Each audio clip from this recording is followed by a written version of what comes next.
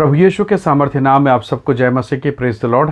आइए आज के सुंदर दिन के लिए पिता का धन्यवाद करते हुए अपना ध्यान हम प्रभु के वचन को लेकर जाएं। मेरे साथ प्रभु के वचन को निकालिएगा। पहला शामिल अध्याय 23 और उसका वचन 2 यहाँ लिखा है, तब दाऊद ने यहोवा से पूछा, क्या मैं जाकर पलिस्तियों को मारूं? यहोवा ने दाऊद से कहा, जा और पलिस्तियों को मार के किला को बचा। Praise the lord, hallelujah. प्रभु के लोगों, फलिस्ती बड़ी सेना के साथ दाऊद को और उसके लोगों को घिर चुके थे। युद्ध ऐसा था कि मानो अब दाऊद का हारना तय है, क्योंकि वो संख्या में, सामर्थ्य में, बल में बहुत कमज़ोर है और विरोधी व्यक्ति बहुत शक्तिशाली, बहुत ताकतवर। अब ऐसी दशा में दाऊद जो है अपने सूझबूझ का इस्तेमाल करता, अन्य देश के राजाओं से बातचीत करता, लोगों से सेना के विषय में बात करता, पड़ोसी राज्यों से बात करता और शत्रु पर चढ़ाई करता। ये एक सामान्य राजा का व्यवहार होता, परंतु दाऊद वैसा नहीं था। वो सीधा परमेश्वर के पास गया, घुटने टेका, प्रार्थना की। उसने पूछा, परमेश्वर क्या मैं जाऊं? क्या मैं हमला करूं? क्या मैं ये काम करूं? परमेश्वर की ओर से उत्तर आया, हाँ जा। और वास्तव में देखेंगे दाऊद विजेता बनकर वापस लौटता है। हालेलुया। लोग डरे हुए थे, दाऊद के लोग डरे हुए हैं, फिर भी प्रभु का धन्यवाद, दाऊद ने परमेश्वर की बात को माना, युद्ध किया और युद्ध में विजयी होकर लौटा। दाऊद ने अपने जीवन काल में लगभग 66 युद्ध लड़े। एक भी युद्ध में वो कभी नहीं हारा, कभी नहीं।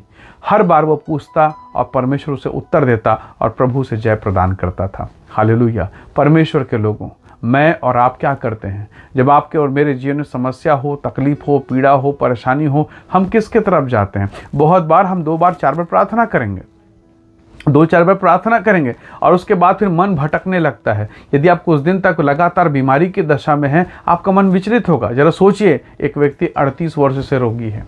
सोचिए, एक व्यक्ति पहाड़ पर प्रार्थना कर रहा लगातार 7 बार, और 7वीं बार जब प्रार्थना किया और तब कहीं जाकर एलिय्याह को स्वर्ग से उत्तर मिला। एक हाथ छोटा सा बादल के समान दिखाई दे रहा है। हालेलुया। प्रभु के लोगों, लगातार बने रहें, परमेश्वर से प्रार्थना करते रहें, पूछते रहें, प्रभु आपको जय प्रदान करेगा। क्या कोई ज़रूरी था क्या कि यरीहो की दीवार के चारों तरफ 7 बार घूमना है? क्या प्रभु एक बार नहीं कर सकता? एक दिन में नहीं कर सकता? क्यों परमेश्वर सिखा रहा है? परमेश्वर वास्तव में सिखा रहा है कि तुम आज्ञाकारी हो जाओ, तुम मेरी बात को सुनो, मानो। परमेश्वर चाहता तो एक झटके में, बिना उनके घूमे, बिना कलीसिया के घूमे, वो यरीहो की दीवार को तोड़ सकता है। जब प्रभु महासागर को सुखा सकता है, चट्टान से पानी निकाल सकता है, मुर्दों को जिंदा कर सकता है, तो उसके लिए एक नगर की दीवार को गिराना कौन सी बड़ी बात थी? कौन सी बड़ी बात? जब उसने कहा और सारा समुद्र, सारी पृथ्वी, सारे पहाड़ अपने आप से बन गए उसके बोलने मात्र से, तो क्या वो छोटी सी दीवार को गिरा नहीं सकता? परंतु परमेश्वर सिखाना चाहता है कि हम आज्ञाकारी हो जाएं। दाऊद आज्ञाकारी था, दाऊद परमेश्वर के मन के अनुसार था, हर बात को वो पूछ के करता था। इसके विपरीत आप शाऊल के जीवन को देखें, जो इजराइल का पहला राजा है। वो परमेश्वर की सुनता था, करता अपनी मनमर्जी था, और अंत हुआ क्या? वो नाश हो गया, उसके बच्चे नाश हो गए, उसने सुसाइड कर लिया, दुष्टात्मा पकड़ लिया, उसका जीवन नारकीय जीवन हो गया, बहुत घृणित। क्यों? प्रभु का चुना हुआ है, फिर भी प्रभु के सुनकर भी अपने मन से करता था। दाऊद के विषय में परमेश्वर का वचन कहता, दाऊद परमेश्वर के सुनता था और परमेश्वर की इच्छा के अनुसार करता था, प्रभु को पूछ के करता था। हालेलुया। और इसीलिए दाऊद को परमेश्वर ने उठाया, उसे इजराइल का राजा बनाया। प्रभु के बेटा और बेटियों, आप रोज़ सुनते हैं प्रभु की वाणी को, रोज़ मनन करते हैं, रोज़ बाइबिल पढ़ते हैं, रोज़ चर्च जाते हैं, कलीसिया में शामिल होते हैं, ऑनलाइन ऑफलाइन जैसा भी हो, पर आप सुनने के बाद करते किसकी हैं? अपने मन के अनुसार, अपने विचार, अपने विवेक के अनुसार, या किसी अन्य के विषय में? बाइबिल कहती है, परमेश्वर का वचन कहता है, ना तो दाएं मुड़ना और ना बाएं, तब जहाँ जहाँ तू जाएगा मेरी उपस्थिति तेरे साथ होगी। बहुत बार आपके जीवन में निराशा आएंगी, आप तकलीफ़ों में रहेंगे, बहुत बार आप प्रार्थना करेंगे और कोई उत्तर नहीं मिलेगा। पौलुस भी कहता है, मैंने 3 बार प्रार्थना की, ये कांटा हट जाए, ये समस्या हट जाए, परंतु स्वर्ग से एक उत्तर आया, मेरी सामर्थ्य निर्बलता में सिद्ध होती है। बहुत बार आप प्रार्थना करेंगे और आपको उत्तर नहीं मिलेगा, पर इसका ये मतलब नहीं है कि प्रभु सुन नहीं रहा है। इसका ये भी मतलब नहीं कि आप निराश हो जाएं, प्रार्थना करना बंद कर दें। अगर ऐसा है तब तो फिर आपका और मेरा स्वभाव स्वार्थी हो गया। प्रभु ने दिया तो धन्यवाद, और नहीं दिया तो प्रभु को किनारे कर गए। नहीं मेरे प्यारों, ऐसा नहीं है। प्रभु दयालु है।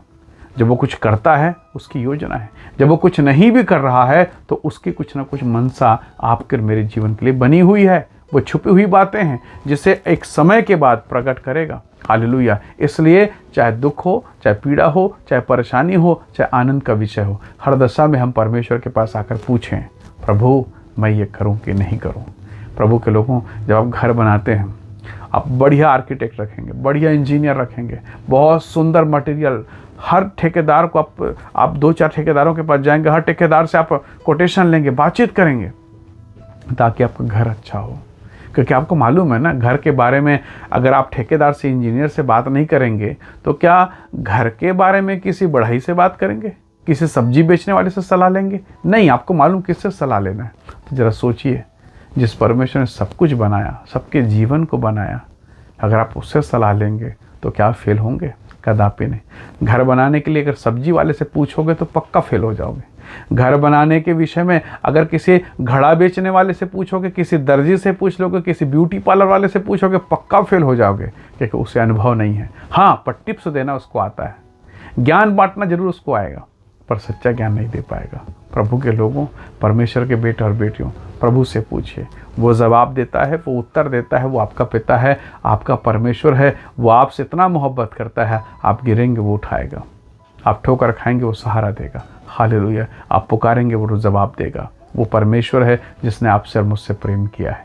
प्रभु को पुकारें, और निसंदेह जब आप परमेश्वर को पुकारेंगे, एक बेहतर घर आपका बनेगा, एक बेहतर भविष्य परमेश्वर आपको बना के दे सकता है। ये वही परमेश्वर है जिसने बेडर और सुनसानपन में इस सुंदर सृष्टि की रचना की।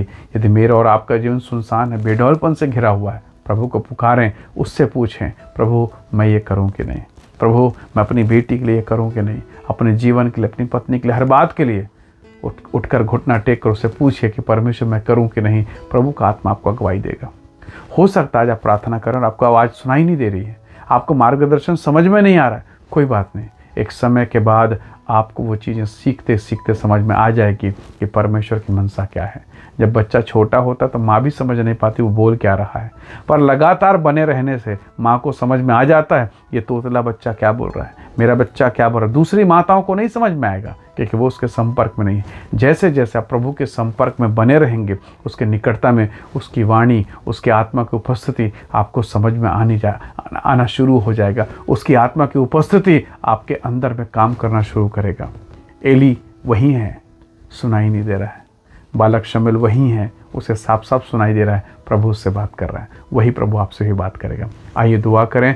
प्रेमी अनुग्रहकारी ईश्वर के पिता, मेरे प्रिय भाई बहनों पर दया कर, अनुग्रह कर। प्रभु ऐसा जीवन दे कि हम हर बात के लिए आपके चरणों पर के पास आएँ, आपके निकटता में आएँ और आपसे पूछें और स्वर्गीय उत्तर को हम प्राप्त कर सकें। प्रभु मेरे प्रिय लोगों के जीवन में जो तकलीफ, पीड़ा, परेशानी, अकेलापन, जो समस्याएं हैं, वे प्रभु यीशु के नाम से दूर हो। अपने अनुग्रह, अपनी सामर्थ्य, अपनी दया को प्रकट करें, इन्हें आशीषित करें और इनके जीवन को अपनी सामर्थ्य से परिपूर्ण करें। हे स्वर्ग के पिता, मैं इनके जीवन को आपके हाथों में सौंपता हूँ। पिता धन्यवाद, प्रार्थना सुनने के लिए प्रभु यीशु के सामर्थ्य नाम से मांगते हैं, आमीन आमीन। प्रभु आप सबको बहुत ऐसे आशीष दें। Praise the Lord. जय मसीह।